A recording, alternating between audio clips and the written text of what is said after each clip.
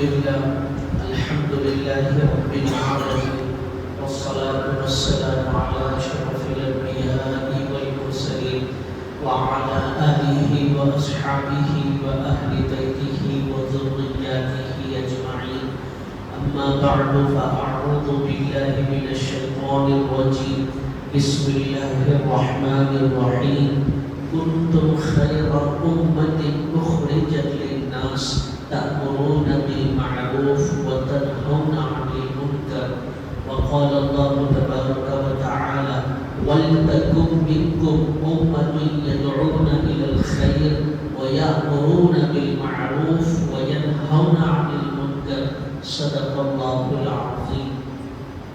محترم بزرگوں، عزیز دوستوں اور دینی بھائیوں، ایک بہت ہی اہم سبق ہے جو اللہ تبارک و تعالیٰ نے ہم مسلمانوں اور مومنوں کو دیا ہے۔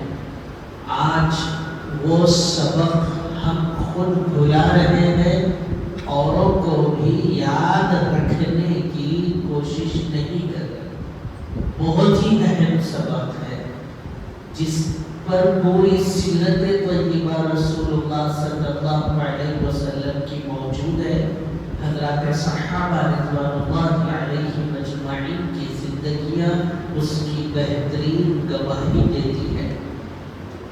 پہلے دور ایسا تھا کہ اللہ تبارک و تعالیٰ دنیا کے اندر نبیوں کو بھیجتے، رسولوں کو بھیجتے، وہ نبی دنیا میں آتا، اللہ کے پیغامات کو عام کرتا، بندوں کو ہدایت کا راستہ بتلاتا، اور وہ رسول دنیا میں آتا، بندوں کو توحید کی تعلیم دیتا، اللہ کے قانون بتلاتا، اور ساتھ ہی ساتھ اللہ جس پر راضی ہوتے ہیں وہ طور طریقے سکھلاتا۔ جیسے ہی رسول دنیا سے چلا گیا تو اس کے جانے کے بعد اس کی قوم دوبارہ گمراہی پر دوبارہ بھٹک جاتی تھی۔ وہ سبق، وہ طور طریقے جو ایک پیغمبر نے ان کو سکھلائے تھے، وہ سارے کے سارے بھلا دیے جاتے تھے، اور وہ کتابیں جو ایک نبی کے ذریعے سے اللہ نے ان تک پہنچائی تھی، ان کتابوں میں تحریف، ترمیم، تبدیلی کر دی جاتی تھی۔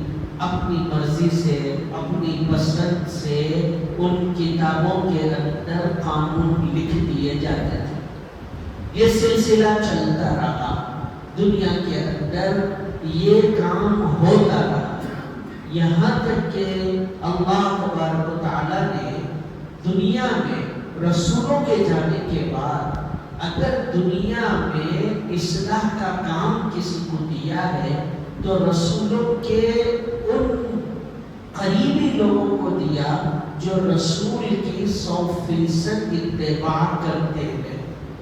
ہمارے نبی صلی اللہ علیہ وسلم کے دنیا میں تشریف لانے سے پہلے، پیغمبر علیہ السلام و تسلیم کے اور اسلام کے دنیا میں آنے سے پہلے یہودیوں، عیسائیوں کا کام تھا کہ وہ دنیا کے اندر خیر کو عام کرے، بھلائی کو پھیلائے، اچھی باتوں کو دور دور تک پہنچائے، جو لوگ بھٹکے ہوئے ہیں ان کو سیدھے راستے پر لائے۔ مگر دنیا نے دیکھا وہ لوگ اپنی اس ذمہ داری میں ناکام ثابت ہوئے، وہ خود بھٹک گئے، وہ خود گمراہی کے راستے کو اختیار کیے، انہوں نے خود رسولوں کی نافرمانی کی۔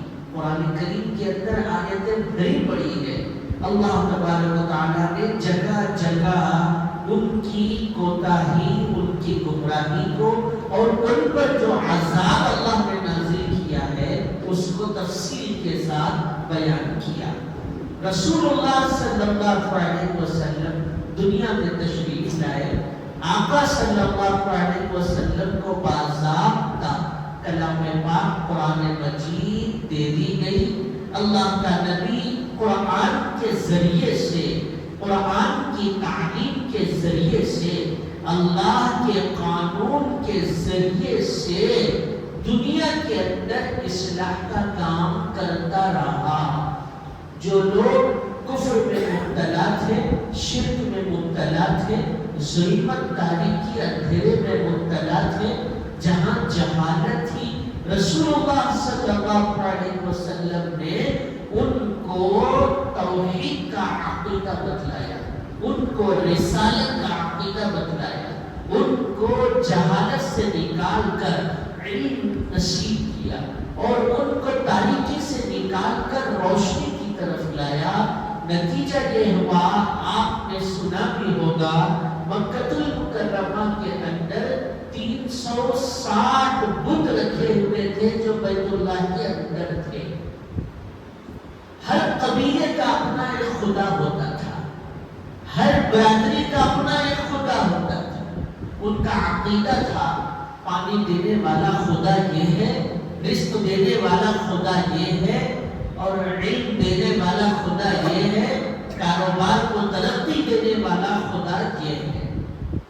ایسی حالت میں نبی پاک صلی اللہ علیہ وسلم نے ان کی اصلاح کی اور ان کی اچھی تربیت کی، ان کو اللہ کے کلام سے قریب کیا، ان کے رشتے کو اللہ سے جوڑ دیا، قرآن سے جوڑ دیا۔ تو میرے بھائیوں، دنیا نے دیکھا وہ اونٹوں کے چرانے والے، وہ مویشیوں کے چرانے والے، ایک دوسرے کے خون کے پیاسے اور میدان جنگ کے شہسوار، تیر کے چلانے میں ان کا کوئی ثانی نہیں، جھگڑا کرنے میں ان کا کوئی ثانی نہیں، لڑنے اور لوٹنے میں ان کی کوئی مثال پیش نہیں کر سکتا۔ بڑے بڑے قافلے اور قبیلوں کو تہس نہس کر دینے والے صحابہ رضوان اللہ علیہم اجمعین بن کر امت کے سامنے، دنیا کے سامنے آئے۔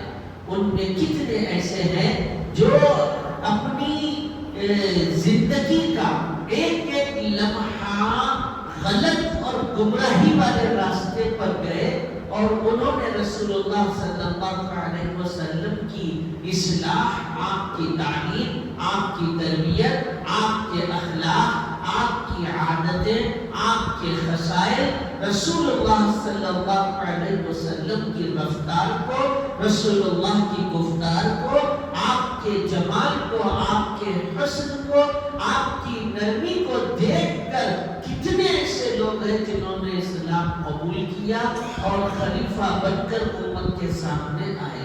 ان میں سے حضرت ابو بکر صدیق رضی اللہ عنہ، ان میں سے حضرت عمر بن خطاب رضی اللہ عنہ، ان میں سے حضرت عثمان غنی رضی اللہ عنہ، ان میں سے حضرت علی بن ابی طالب رضی اللہ عنہ، مؤذن رسول حضرت سیدنا بلال حبشی، مفسر قرآن حضرت سیدنا عبداللہ بن عباس رضی اللہ عنہ، اور مدینہ المنورہ کے فقیہ اور سب سے بہترین مفتی حضرت عبداللہ بن مسعود رضی اللہ عنہ، حضرت عبداللہ بن جابر رضی اللہ عنہ، حضرت جابر بن عبداللہ رضی اللہ عنہ، حضرت انس رضی اللہ عنہ، حضرت ابو ہریرہ رضی اللہ عنہ، یہ کبار صحابہ ہیں، بڑے بڑے صحابہ ہیں جنہوں نے اسلام کے نشیب و فراز کو دیکھا اور جہاں جیسی ضرورت رہی وہاں انہوں نے آگے بڑھ کر دین کے لیے، اسلام کے لیے،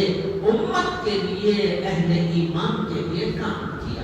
میرے بھائیوں، جب یہ سلسلہ چلا تو دنیا نے بہترین معاشرہ دیکھا، دنیا نے بہترین ماحول دیکھا، دنیا نے دنیا کے اندر جنت دیکھی، گھرانوں کے اندر خوشحالی دیکھی۔ وہ غربت میں بھی شاہانہ زندگی گزارنے والے تھے، وہ اپنی فقیری میں شاہی لوگ تھے، وہ اپنی تنگ دستی میں بھی مالدار لوگ تھے، وہ اپنی روکھی سوکھی روٹی میں بھی لذت محسوس کرنے والے لوگ تھے، وہ اپنی توانائی کے نہ ہونے کے باوجود بھی اپنے اندر طاقت، قوت کو محسوس کرنے والے لوگ تھے۔ وہ عمر رسیدہ ضرور تھے مگر وہ نابینا نہیں تھے، بینائی ضرور تھی۔ عمر رسیدہ ضرور تھے مگر کان ان کے نہیں سن ایسا نہیں تھا. قوت سماعت برابر تھی، ساری چیزیں ان کے پاس محفوظ تھی. اب بالکل معاشرہ اپوزٹ ہو گیا. اللہ کے نبی صلی اللہ علیہ وسلم کا دور، صحابہ کا دور جو ختم ہوا، قریب 1500 سال گزر چکے ہیں. وہ دور ختم ہو کر آج الحمدللہ ثم الحمدللہ اتنی فراوانی ہے، اتنے وسائل ہے، اتنے ذریعے ہیں، اتنی مساجد ہے اور مسجدیں بھی پختہ ہے. کچی مسجدیں نہیں ہیں، وہاں تو کھجور کے چھپر ڈال کر مسجد بنا لی جاتی تھی، اور جب کبھی بارش ہوتی اور سجدہ کیا جاتا تو ماتھے پر کیچڑ لگ جاتا تھا. مسجدیں بھی کچی تھی، وسائل نہیں تھے، ذرائع نہیں تھے، کھانے پینے کے لالے ہوا کرتے تھے. فاقہ کشی کے عالم میں زندگی گزاری جاتی تھی. میرے بھائیوں، حتیٰ کہ پہننے کے لیے لباس تک نہیں ہوتا تھا. ایک صحابی رسول صلی اللہ علیہ وسلم اور ان کے بیوی دونوں کے درمیان میں ایک ہی چادر ہوتی تھی، اور وہ نماز پڑھنے کے لیے مسجد نہیں آئے. رسول اللہ نے ایک مرتبہ دیکھا، 2 مرتبہ دیکھا، فرمایا وہ فلاں مسجد میں نظر نہیں آتا ہے، کیا ہوا، اسے بلاؤ. وہ جب رسول اللہ کے سامنے حاضر ہوئے تو فوراً نگاہیں نیچے کی اور شرمندگی سے فرمایا، میرے آقا، مسجد اللہ کا گھر ہے اور وہاں کون بدنصیب ہوگا جو آنا نہیں چاہے گا. اور آپ امام الانبیاء شفیع المذنبین رحمت للعالمین، آپ کو دیکھ کر کے دل کو جو سکون ملتا ہے، کون بدنصیب ہوگا کہ آپ جیسی ہستی محتشم قبلہ محترم کے دیدار سے محروم ہو جائے. مگر مسئلہ میرے گھر میں یہ ہے کہ میرے پاس ایک ہی چادر ہے، میں وہ چادر اوڑھ کر مسجد آتا ہوں، نماز پڑھتا ہوں تو گھر میں میری اہلیہ برہنہ ہوتی ہے. اگر میری اہلیہ برہنہ نہ ہوتی تو میں مسجد آ کر پابندی سے نماز پڑھتا. میرے بھائیوں، اسلام کی تاریخ کے یہ سچے واقعات ہیں. پیغمبر علیہ الصلوۃ والتسلیم نے ان واقعات کو بیان کیا. ایک ایک صحابی کی زندگی ایسی گزری، مگر اس وقت بھی وہ اپنے آپ کے لیے، اوروں کے لیے خیر اور بھلائی کی بات کرنے والے تھے. اپنے لیے بھی صراط مستقیم کو انہوں نے پسند کیا، اپنے بھائیوں کے لیے بھی صراط مستقیم کو انہوں نے پسند کیا. آپ کو معلوم ہونا چاہیے کتنے ایسے صحابہ اور کتنی ایسی صحابیات ہیں جو غربت کے عالم میں، تندرستی کے عالم میں بھی انہوں نے زندگی گزاری، مگر ذرہ برابر بھی قرآن سے ہٹ کے، آیات ربانی سے ہٹ کے انہوں نے زندگی نہیں گزاری. میرے بھائی، کیا میں صحابہ کی بات کروں آپ کے سامنے؟ رسول اللہ صلی اللہ علیہ وسلم کی چہیتی صاحبزادی، شہزادی جنت حضرت فاطمہ الزہرا رضی اللہ عنہا کے گھر کا حال تو دیکھے. اللہ کے نبی نے فرمایا، فاطمہ قطعۃ منی، فاطمہ میرے جگر کا ٹکڑا ہے. جس نے بھی فاطمہ سے محبت کی گویا اس نے محبت کی. اور ان کے شوہر حضرت علی بن ابی طالب اسلام کے خلیفہ رابع، اللہ کے نبی صلی اللہ علیہ وسلم نے فرمایا، علی یہ شیر خدا ہے اور یہ فاتح خیبر ہے. خیبر کے اتنے بڑے قلعے کو جو ظالموں نے اپنے آپ پر قبضہ کر لیا تھا اور اس قلعے کے دروازے کو بند کر دیا تھا، اللہ کے نبی صحابہ کے ساتھ اس قلعے کا محاصرہ کیے. 2 سے 3 دن گزر گئے، وہاں سے کوئی جوابی کارروائی نہیں ہوئی. پیغمبر اسلام نے صحابہ سے فرمایا کہ لوگوں دیکھو، کل صبح ہوتے ہوتے ہم اس قلعے کے اندر داخل ہو جائیں گے اور کل میں ایک نوجوان کو بلاؤں گا اور اس کے ہاتھ میں اسلام کا یہ جھنڈا دوں گا. وہ آگے بڑھے گا اور قلعے کے دروازے کو اکھاڑ کر پھینکے گا. میرے بھائی خوش ہو جائیے، کل کی صبح ہوتے ہوئے وہ نوجوان کا نام پکارا گیا علی ابن ابی طالب رضی اللہ عنہ تھے. اللہ کے نبی نے اسلام کا جھنڈا دیا اور کہا کہ علی آگے بڑھو. حضرت علی شیر خدا تنہا اس قلعے کے دروازے کو اکھاڑ کر دیتے ہیں اور صحابہ کا لشکر قلعے کے اندر داخل ہو جاتا ہے. میرے بھائیوں، یہ حضرت علی جو داماد رسول ہے، حسنین کے والد محترم ہیں، اللہ کے نبی صلی اللہ علیہ وسلم کی تربیت اور پرورش میں رہے، ان کے گھرانے کا حال یہ ہے فاقے کے عالم میں کبھی صبح کو کھانا ہوتا تو رات کو نہیں ہوتا، اور رات کو ہوتا تو صبح کو نہیں ہوتا. یہ ننھے سے بچے حضرات حسنین روکھی سوکھی کھجوریں جو نیچے پڑی ہوئی ہوتی، ان سوکھی کھجوروں کو اٹھا کر بھوک کی شدت میں اپنے منہ میں ڈالتے ہیں، چبانے کی کوشش کرتے ہیں. بتایا جاتا کہ وہ سوکھی کھجوریں جو نیچے پڑی ہیں یہ تو صدقے کی کھجوریں ہیں، یہ زکات کی کھجوریں ہیں. اللہ کے نبی صلی اللہ علیہ وسلم ان ننھے سے بچوں کے منہ سے تھکوا دیتے ہیں اور بولتے ہیں کہ میرے پیاروں، میرے لاڈلو، یہ زکات کی چیزیں، یہ صدقے کی چیزیں ہمارے لیے جائز نہیں. ایسی غربت میں بھی، ایسے فاقے کے عالم میں بھی انہوں نے خیر اور بھلائی کو پسند کیا. آج صورتحال الٹی ہے. ہم ذرا سی آزمائشوں کی وجہ سے، تھوڑے بہت دنیاوی امتحانات کی وجہ سے، زندگی کے مسائل جو ہم نے پیدا کیے، زندگی کے حالات جو ہم نے پیدا کیے، ہم نے اپنے آپ پر لازم کیا، اپنے اعمال کی وجہ سے، اپنے گناہوں کی وجہ سے، اپنے خطاؤں کی وجہ سے. اللہ کہیں تھوڑا بہت حالات کو ہٹاتا ہے، کھنگالتا ہے تو ہم وہاں پر کھڑے نہیں اترتے. ہمارے سامنے نہ حلال کی تمیز ہوتی ہے، نہ حرام کی تمیز ہوتی ہے.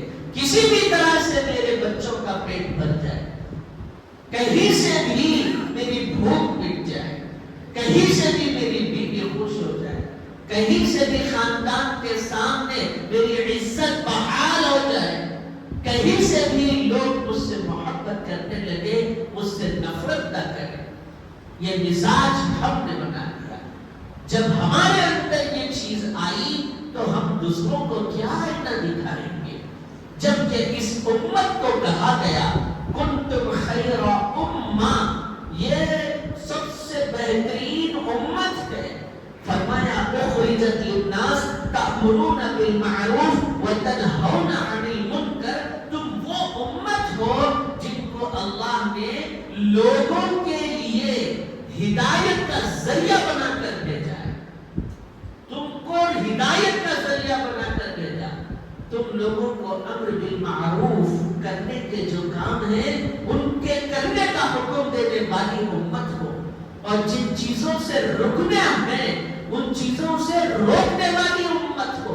تم تو اوروں کے لیے آئیڈیل تھے، نمونہ تھے، مثال تھے. تمہیں دیکھ کر کوئی غیر سیکھ لیتا، تمہیں دیکھ کر بے نمازی بن جاتا، تمہیں دیکھ کر قرآن نہ پڑھنے والا قرآن پڑھ لیتا، تمہیں دیکھ کر اسلام کو برا بھلا بولنے والا اسلام سے محبت کر لیتا، تمہیں دیکھ کر اسے اللہ یاد آ جاتا، پیغمبر کی زندگی یاد آ جاتی، تمہیں دیکھ کر وہ رکوع اور سجدہ کرنے والا، اللہ کے سامنے ہاتھ اٹھا کر آبوزاری کرنے والا بن جاتا، تمہیں دیکھ کر وہ اپنے لباس کو درست کر لیتا، اپنے کھانے پینے کو درست کر لیتا، اپنے اوڑھنے بچھونے کو درست کر لیتا. تم ایک آئیڈیل ہو، یہ مقام ہے، یہ رتبہ ہے آپ کا میرا، یہ مرتبہ ہے آپ کا میرا. ہم اوروں کو کیا ہدایت کا راستہ بتاتے، ہم اوروں کو کیا کھانے پینے کا سلیقہ سکھاتے، ہم خود بے سلیقہ ہیں، ہم خود بے ادب ہیں، ہم خود بد اخلاق ہیں، ہم خود بری عادتوں میں مبتلا ہیں. ہم نے خود اسلام کو اپنی زندگی میں دبوچ دیا ہے. کہیں بھی کوئی روکتا بھی ہے، بولتا بھی ہے تو اس سے کہہ دیا جاتا کہ پہلے اپنے گھر کو دیکھو، جاؤ اپنے بچوں کو بولو، خود تو آؤ پہلے. پہلے خود تو نماز پڑھو، بعد میں بولنا۔ ہمارے ہی ساتھ ہوا، لکم دینکم ولی دین، تمہارے لیے تمہارا دین ہے مفتی صاحب، ہمارے لیے ہمارا دین ہے۔ ہم کو جو سمجھ میں آیا ہم باپ داداؤں سے کر رہے اور کرتے ہی رہیں گے۔ آپ کو آپ کا دین مبارک، ہم کو ہمارا دین مبارک۔ اور بعض ایسے بھی قسم کے لوگ ہیں جو تھوڑا بہت سمجھتے ہیں، ان کے پاس ایک اور جملہ، ایک آدھ بار چلتا، کر سکتے کر لو، چلتا ایک آدھ بار، ضروری نہیں ہے اب ہو گیا نا آئندہ نہیں کرنا۔ چلو میرے بھائی، اللہ کا فیصلہ ایک ہی بار ہوتا، بار بار نہیں ہوتا۔ موت بھی ایک ہی بار آتی، بار بار موت نہیں آتی، بلکہ حدیثوں میں بیان کیا گیا موت کو بھی موت آ جاتی ہے تو ایک ہی بار آتی ہے، بار بار نہیں آتی۔ آسانی کے ساتھ ہم اسلام کے احکام کو، قرآن کے احکام کو بہت آسانی کے ساتھ نظر انداز کر دیتے ہیں۔ ابھی تو چھوٹے بچے ہیں، پہنا سکتے، بڑے کام ہوئے، ابھی وہ شریعت کے مکلف ہیں۔ چھوٹے ہیں اسی لیے نکالو، جلوس میں لے کے جاؤ، چھوٹے ہیں اسی لیے ان کی برتھڈے کرو، چھوٹے ہیں اسی لیے ان کو یہاں لاؤ۔ ابھی بڑے کام ہوئے، اس کو عقل آنا بھائی، عقل سمجھ آئی تو جب وہ بات الگ ہے۔ جب تک تم زندہ رہتے مر جاتے، یہ گارنٹی ہے۔ عقل آئے تک وہ ننھا سا زندہ رہے گا یا مر جائے گا، اس کا کوئی ثبوت ہے؟ ابھی آپ کے سامنے واقعہ سنایا، پیغمبر اسلام نے صدقے اور زکات کی کھجوریں حضرات حسنین کے منہ سے چھپوا دی جبکہ وہ بھوک کی شدت میں تھے۔ اللہ کے نبی کا نمونہ یہ ہے، اور میرا اور آپ کا نمونہ کیسا ہے آپ دیکھیں۔ اور کہیں کہیں مرد ذمہ داری سمجھ کر مضبوطی سے مقابلہ کرتا بھی ہے تو گھر کی خواتین آگے بڑھنے نہیں دیتی، خواتین وہاں پر فوراً آڑ بن جاتی ہے اور یہ بولتی ہے کہ بس وہ بہت ہوا، جمعہ نماز پڑھے۔ یہ ساری باتیں اس وقت پیدا ہوتی جب ہم خود دین اور اسلام پر قائم نہ ہو، ہماری زندگی خود اسلام کے احکام پر نہ ہو۔